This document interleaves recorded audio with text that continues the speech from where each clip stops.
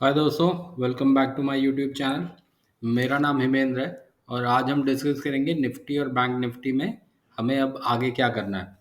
तो पिछले 2-3 दिन से निफ्टी और बैंक निफ्टी में काफ़ी गिरावट थी। निफ्टी ऑलमोस्ट 3 दिन में 500 पॉइंट गिर चुका है और बैंक निफ्टी 3 दिनों में 1500 पॉइंट गिर चुका है। लेकिन अच्छी बात यह है कि आज निफ्टी मात्र 12 पॉइंट ही गिरा और पूरे दिन एक रेंज में था। निफ्टी बैंक भी 50 पॉइंट गिरकर बंद हुआ 52,920 पे। और दूसरी अच्छी बात ये थी कि विक्स भी जो है वो अंडर कंट्रोल है। 6% नीचे गिर के 12 के अंदर विक्स भी रहा। अब ये 2-3 दिन से जो गिरावट थी उसके बहुत सारे कारण बताए जा रहे हैं। कुछ लोगों का कहना है कि चीन जो है वो अपनी इकोनॉमी को बूस्ट करने के लिए, रिवाइव करने के लिए जो स्टेप्स ले रहा है, उसकी वजह से जो फंड का फ्लो है वो इंडिया से निकल के चीन की तरफ जाएगा। दूसरा जो है कि जापानीज गवर्नमेंट में जो चेंजेस हो रहे हैं उसकी वजह से हो सकता है कि करेंसी में कुछ वीकनेस आए। और तीसरा जो हमारा डोमेस्टिक रीजन है, जो कि सेबी जो एफएनओ के नए नियम के ऊपर चर्चा कर रहा है, जो कि मीटिंग कल हुई थी लेकिन उसमें कोई भी अभी तक कंक्लूजन निकल के नहीं आया। तो इस वजह से मार्केट 3 दिन से गिर रहा था। इनफैक्ट आज गिरा नहीं है। और तो अब हमें निफ्टी और बैंक निफ्टी में आगे क्या करना है ये समझते हैं। तो सबसे पहले निफ्टी देख लेते हैं। तो निफ्टी को अगर हम देखें तो निफ्टी 20 मूविंग एवरेज के ऊपर ही है। 20 मूविंग एवरेज 25,500 पे है और निफ्टी जो है वो 25,800 के करीब क्लोजिंग दी है आज उसने। अब अगर हम इसको आर्ली बेसिस पे जाएं तो आर्ली बेसिस पे आप देखिए कि ये 20 मूविंग एवरेज जो है वो 25,913 है। तो 25,913 का मतलब ये हुआ कि निफ्टी को दोबारा से अप ट्रेंड में जाने के लिए 25,913 के ऊपर क्लोजिंग देगा, तभी जो ट्रेंड है वो अप साइड की तरफ चालू होगा और वो फिर जो पुराने टारगेट है हमारे 26,600 अपवर्ड वो स्टार्ट होंगे। एक बार यहाँ पर हम फिबोनाची को भी प्लॉट करके देख लेते हैं कि किस तरीके से फिबोनाची पे निफ्टी के लेवल्स दिख रहे हैं। तो इसको हम डेली पे कर लेते हैं और फिबोनाची के रिट्रेसमेंट लेवल को अब सबसे ये मूव जो स्टार्ट हुआ था वो हम ले लेते हैं 24,750 और यहाँ से 26,295। तो 26,295 तक निफ्टी गया तो आप देखिए कि यहाँ पर जो रिट्रेसमेंट है वो ऑलमोस्ट 38% का रिट्रेसमेंट हुआ है। और अगर 50% तक का रिट्रेसमेंट होता है तो वो 25,530 तक जाता है। लेकिन निफ्टी ने यहाँ पे 25,713 जो कि 38% का रिट्रेसमेंट है, इसके अंदर ही क्लोज दिया है। तो अब निफ्टी अगर 700 के ऊपर रहता है और 900 को पार करता है तो फिर ये अपने प्रीवियस हाई जो 26,300 है वहाँ पर जाएगा। और 26,300 को अगर पार करता है तो फिर 26,500 और 26,700 के मूव दिखेंगे। तो अगर आप निफ्टी में कोई भी स्ट्रैटेजी, अगर आप निफ्टी में कोई भी पोजीशन लेते हैं तो अपनी पोजीशन को भी फिलहाल कुछ दिनों के लिए हेज जरूर रखें। इनफैक्ट मेरा तो मानना ये है कि आप अब कभी भी ट्रेड लें तो अपनी पोजीशन को हेज रखें ताकि एक पीस ऑफ माइंड रहता है। और मैं नॉर्मली क्या करता हूँ कि मैं पुट बाय कर लेता हूँ। तो पुट बाय करने में ये होता है कि मुझे पता है कि इसके नीचे अगर जाता है तो मेरा लॉस जो है वो लिमिटेड रहेगा। कॉल सेल करने में क्या होता है कि आपको हमेशा अपनी पोजीशंस को चेंज करना पड़ता है जैसे जैसे जो प्राइस नीचे आता है या ऊपर आता है। अब हम बात करते हैं निफ्टी बैंक की। निफ्टी बैंक जो कि 1500 पॉइंट 3 दिन में डाउन हो चुका है। तो यहाँ पर अगर आप देखें तो डेली चार्ट पे 20 मूविंग एवरेज 52,500 के करीब है, लेकिन निफ्टी बैंक जो है वो 52,900 के करीब ही आज क्लोज हुआ है। और एक तरीके से डोजी कैंडल भी बनाया, लेकिन नीचे की तरफ ग्रे स्टोन डोजी कैंडल बना है। तो अगर अब हम इसकी बात करें कि निफ्टी बैंक में आगे के क्या लेवल हो सकते हैं या कहाँ पर इसके सपोर्ट बनते हैं। तो एक सपोर्ट तो 20 मूविंग एवरेज है, जो 52,500 के पास है। और अगर आप देखें तो निफ्टी बैंक भी 38% रिट्रेसमेंट, जो कि 52,900 पे, यहीं पर इसने आज क्लोजिंग दी है। तो 52,900 जो है इसके लिए इम्पोर्टेंट लेवल हो जाएगा।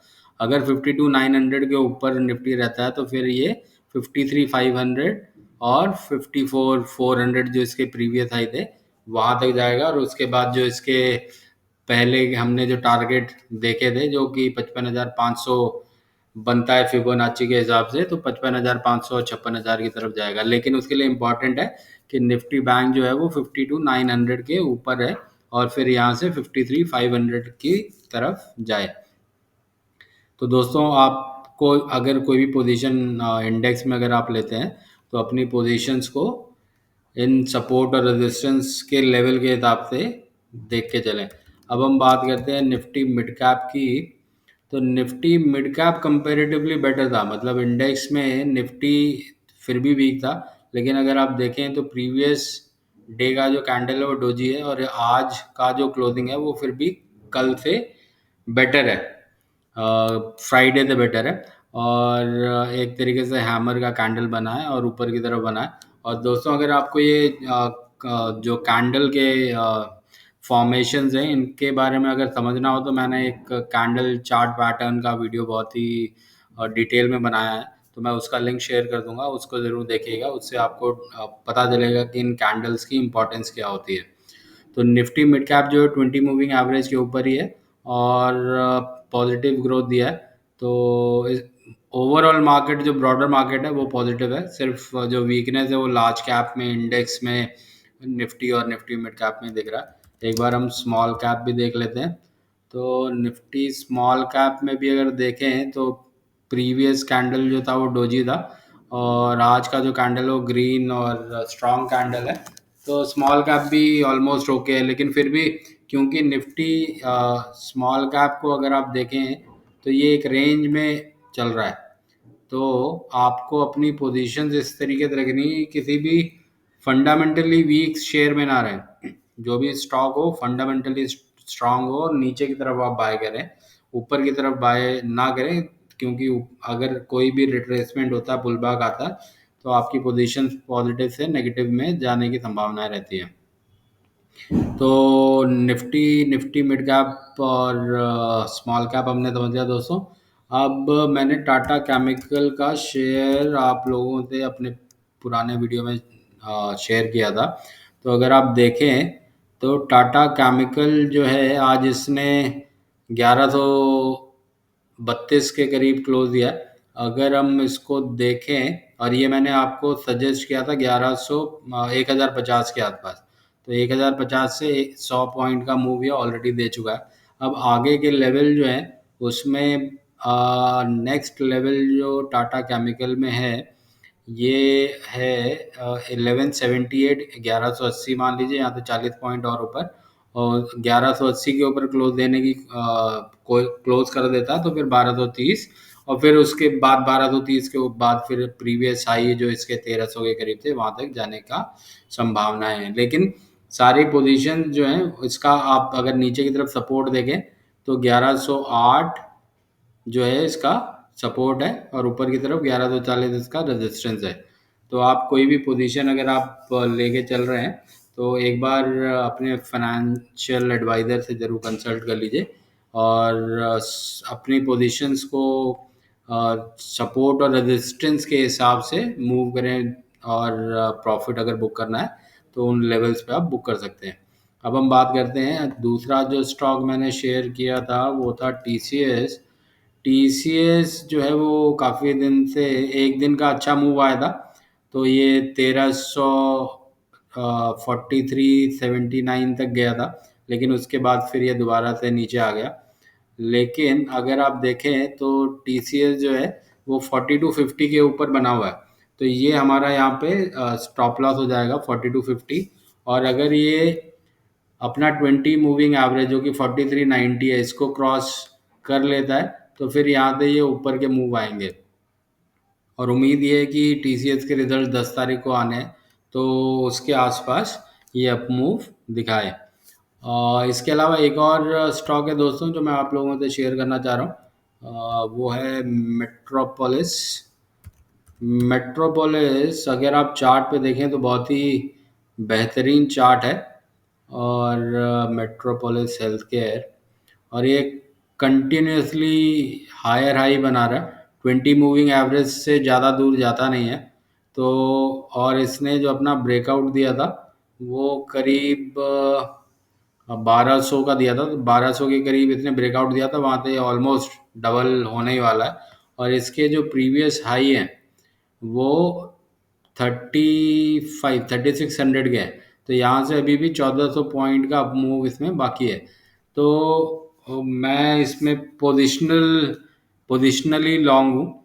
तो मेरा जो स्टॉप लॉस है वो स्टॉप लॉस भी नहीं मानेंगे, मतलब एक तरीके से 20 मूविंग एवरेज तो नहीं, लेकिन 200 मूविंग एवरेज जो इसका 1800 के करीब है, वो मेरा एक तरीके से स्टॉप लॉस रहेगा। और इसमें मैं फिर अपना आगे की पोजीशंस कंटिन्यू करूंगा, और अगर मुझे कोई भी डिप मिलता है 1800 की तरफ तो फिर उसमें ऐड करूंगा। तो ये मेट्रोपोलिस हेल्थ केयर भी एक स्टॉक है जिसको कि आप देख सकते हैं। और अगर कोई पोजीशन बनाते हैं तो एज मेंशन कि आप अपने फाइनेंशियल एडवाइजर से ज़रूर कंसल्ट कीजिएगा। तो इसके साथ मैं अपना वीडियो यहाँ पे समाप्त करता हूँ दोस्तों। आशा करता हूँ कि आपको मेरा ये चार्ट एनालिसिस पसंद आया होगा। और अगर आपको ये वीडियो पसंद आया तो इसको लाइक ज़रूर कीजिएगा। और अगर हाँ, आपने मेरा वीडियो देखा है लेकिन चैनल को सब्सक्राइब नहीं किया तो चैनल को भी सब्सक्राइब ज़रूर कीजिएगा। और बेल आइकन को प्रेस कीजिएगा ताकि मैं कोई भी न्यू एनालिसिस लाता हूँ, चाहे वो इंडेक्स पे है, वो चाहे वो किसी पर्टिकुलर स्टॉक पे है, तो उसका आपके पास नोटिफिकेशन टाइमली पहुँच जाएगा। तो see you in my next video दोस्तों।